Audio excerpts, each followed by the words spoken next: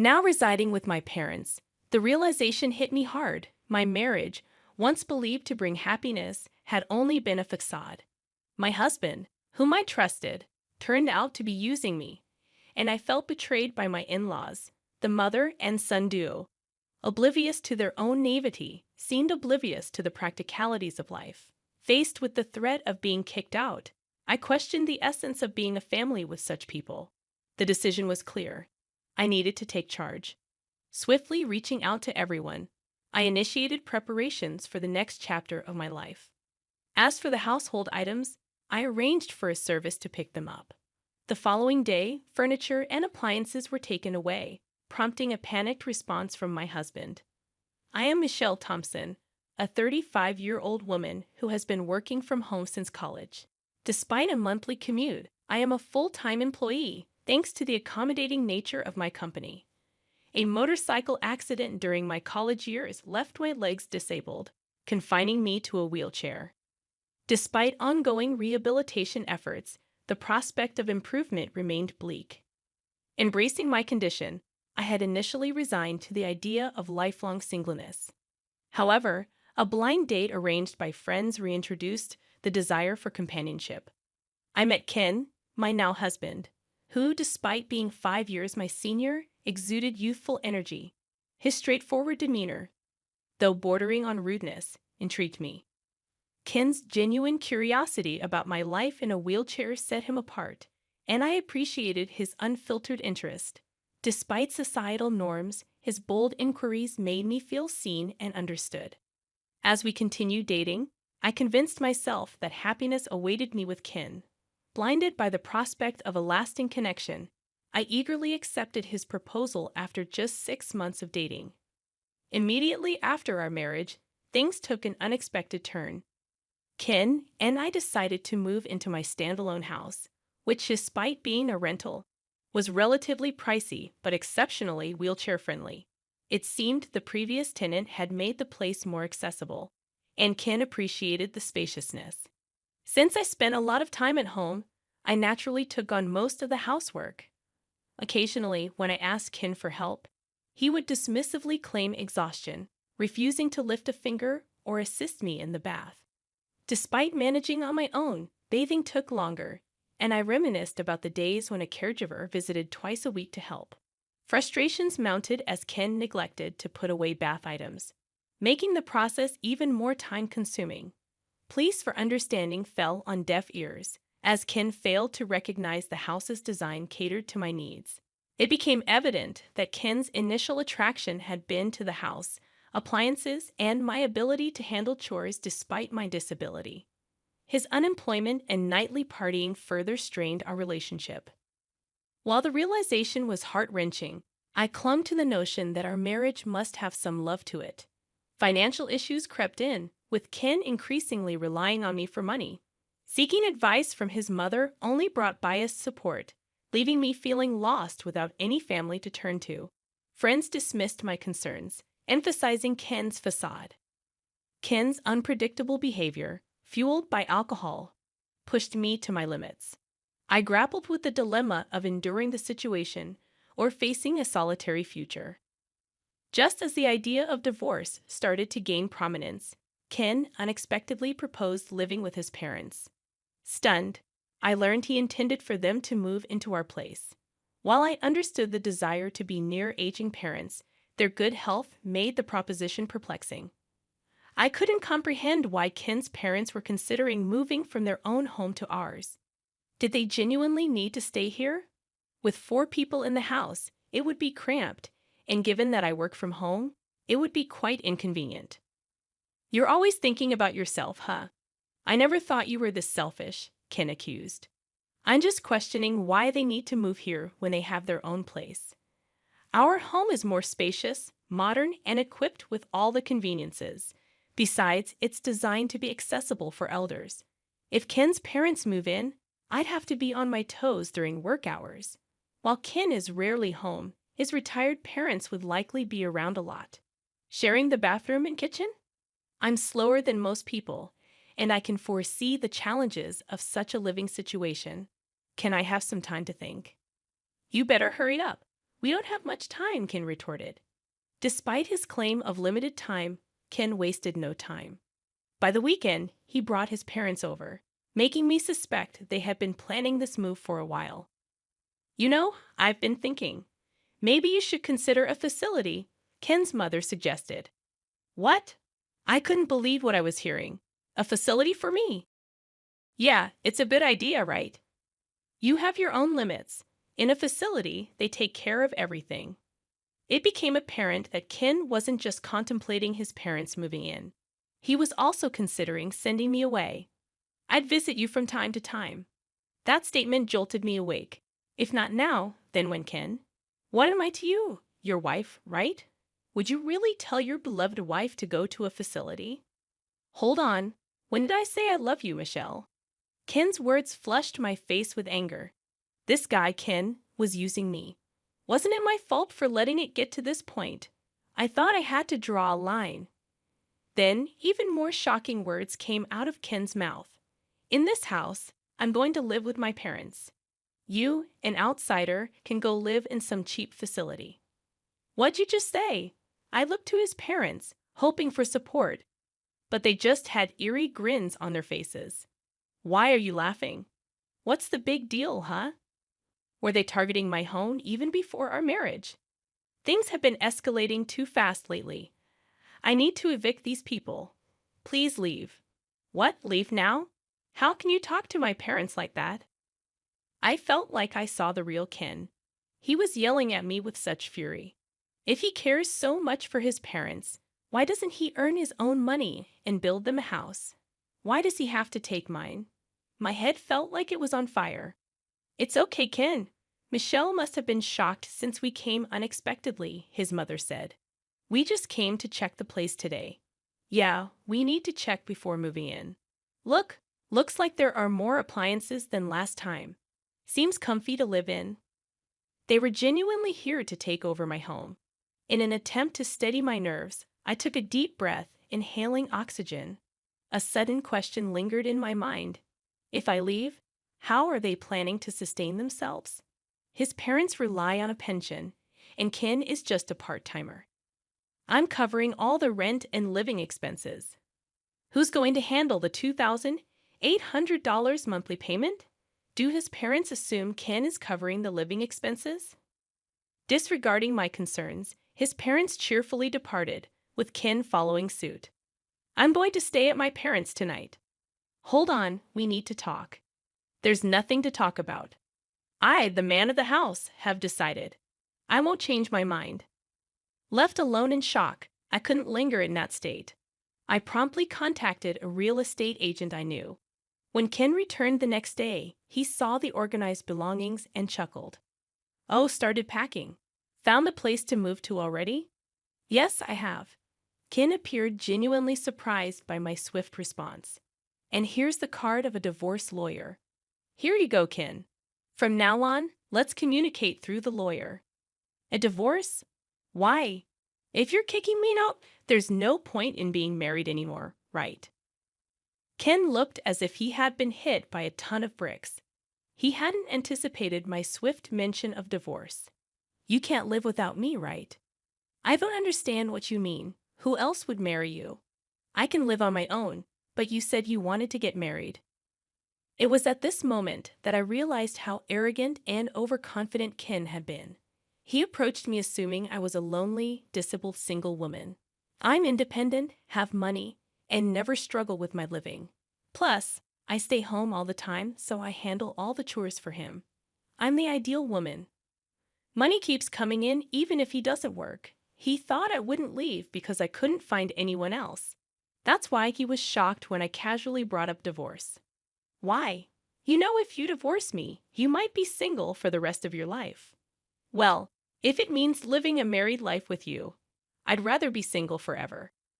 Whether I spend the rest of my life alone isn't for you to decide. The typically submissive me was now fighting back, and he was getting flustered. I could tell that Ken was panicking. I never thought he was such a weak man. I don't know why I had been putting up with him for so long. Once I decided on the divorce, I felt the weight lift off my shoulders. I guess I had been too focused on getting married. Anyway, You don't have to move out right away. I didn't mean to rush you into a facility that soon. Oh, it's fine. I'll do as you wish. Don't worry. You won't find a place that fast. Think it over, okay? I've already secured a place, so it's all right. What? Wait a minute. Isn't this too soon? Observing Ken's shifting attitudes, from smugness to panic, only heightened my irritation. Calmly, I explained, the facility staff are informed and know about my situation, so everything's fine. Wait, when did you even set all this up? Were you preparing all along? Ken questioned. Yes, even before I met you. In fact, I had been considering my retirement and had an eye on a particular facility, more like a condo. After an injury during my hospital stay, I delved into various investment books, diversifying my investments between my salary and my parents' inheritance. The facility I had my eye on, I had already purchased and had been renting it out for income. I never mentioned this to Ken. It's my hidden asset. We don't need to get a divorce. I get it. You can stay here. Let's live with my parents. Do you not get it? Why would I ever do that? He seemed pretty dense. Even after bringing up divorce, he still believed he was the only one for me. Sorry, but my mind's made up. What's your problem? You're so selfish. If you come crying back later, it's not my problem. I won't be, so don't worry. Ken fell silent, deep in thought, for what seemed like hours. During that time, I started packing up my things. Then I heard Ken making a phone call, likely talking to his parents. It seemed pathetic, relying on them for such decisions. Eventually, Ken approached me. Fine, we'll get a divorce. Just leave quickly. Ken said begrudgingly, perhaps realizing he might miss having me around like a housemaid, but he probably thought that living with his parents would save him from household chores. He has a house, and it's fully furnished. No issues for daily life, at least for now. With that thought, he headed back to his parents' home. I'm going to talk to my folks about what's next. Get ready to move out quickly. Yes, I'll do that. I finished moving all my stuff within a week, and during that time, Ken never showed up. We met again a day after the move was done, as I was trying to start my new life in my new house. Ken called me outside and said, Hey, what's going on? This place is almost empty. Where are the appliances? I had a service pick up those items for me. I called the service the next day and had them collect all the furniture and appliances. My husband became agitated and started grumbling. Not only Ken, but also his parents were there. All the appliances here were bought by me. They are all from when I was single. The only thing that's yours is right there. There were only 3 cardboard boxes. I did leave the clear clothing container we bought after marriage. Michelle, we can't live with this. We need to split the property if we're divorcing. That's right. We can't live here like this. What are you talking about? Nobody can live here. What do you mean? The rent's $2,000? Ken and his parents were stunned. I told Ken when we got married, this isn't your own house. No, it isn't. I got a bit of a discount on the rent because I asked a real estate agent I know. If I move out, the rent will go up even more. Given that this is a property with disability access, and I've already received several inquiries from people with the same concerns, I recommended that they move out. Why didn't you tell us sooner? What are we going to do now? Ken's mother was notably agitated. I don't know. I did tell Ken. I didn't hear about it. I'll sue you. Ken threatened. I saw that coming. Honestly, from an outsider's perspective, it might look like I selfishly got a divorce, broke the lease, and took all the furniture and appliances. But I was sure you can sue. But do you even have the money for it? Ken's face twisted. He couldn't afford a lawyer, even if by some miracle he could. I have an ace up my sleeve. I showed them some pictures. When did you take these? The pictures showed Ken gambling and womanizing. I spent my money on this. I'm ready to use these in court, Ken. What the hell? I thought everything was going well. His parents were particularly agitated. What's going on? Then suddenly, Ken started to apologize. I'm sorry. Please come back. I need you, Michelle. You're the one who kicked me out. We're already divorced. So what are you talking about? Besides, you don't love me, do you? If that's the case, I'll just leave then. This time, even Ken's parents began to apologize next to him. We don't have a place to live anymore. That was a shock. What do you mean? Our house got foreclosed on.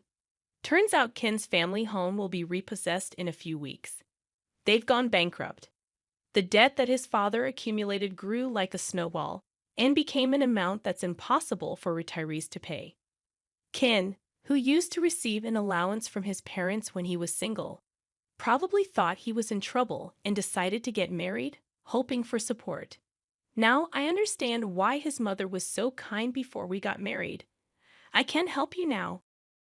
We're strangers. Even if my folks and I end up homeless, are you okay with that? You brought it on yourself, didn't you? Ken's ulterior motive was clear as day. I firmly told him I had no intention of giving him even one piece of furniture or electronics. Please don't say that. Have some mercy. It's too late for apologies. Now sort it out on your own. That's why I'm asking. I can't sort it out. I told Ken and his father, who were so persistent, that if they couldn't pay the rent, they should move out. The place is in my name. So if I cancel the lease, that's the end of it. Evicting them was easy. In the end, even if the lease was transferred, Ken probably couldn't afford to live here. I heard all of this from the real estate agent. I can't pay the rent. In the end, I decided to cancel the lease here. I no longer need this place, and since the divorce is final, everything is over. I somehow kicked out the stunned family of 3 and locked the door. What are we going to do now? I can move into a facility. Goodbye. Facilities like that probably have no freedom and are the worst, right? Good luck in that crappy environment. Maybe Ken felt unsatisfied, not having the last word because he spat out those bitter words. I ignored Ken and his parents and left the scene. But Ken wasn't going to stay put. A few days later, he showed up at the facility where I had moved. Hey, what's this about? Looking at the facility where I was, Ken looked like he was about to faint. It's not a crappy environment at all. It's a luxury facility worth $1 million. I had saved up money, and with the earnings from my investments, I bought this place. The previous occupant had left at the perfect time, so I was able to move in immediately. With the sale of my house and some extra income, I still had plenty left over. This facility is top-notch, with doctors and helpers on site. The floor plan is just like an apartment, with plenty of privacy. The room is a 3-bedroom, so families can live together. There are even couples and families living here. I can call a helper with the push of a button, and there's assisted bathing every day. I originally thought of this as my final residence, but I'm glad I made the move. You had this much money then? Why? I really don't want you coming all the way here. We're strangers now. Please leave. Then Ken suddenly started acting all sweet toward me. Honestly, it's creepy. Can't you just let me live here? What are you talking about? That's impossible. We're divorced. Face reality. That's why. Let's get remarried. I'm living in a motel now. Isn't that pitiful? I can't get a job because I don't have an address at the motel. He's such a smooth talker. He seems to have quickly abandoned his own parents. In the end, he only thinks about himself.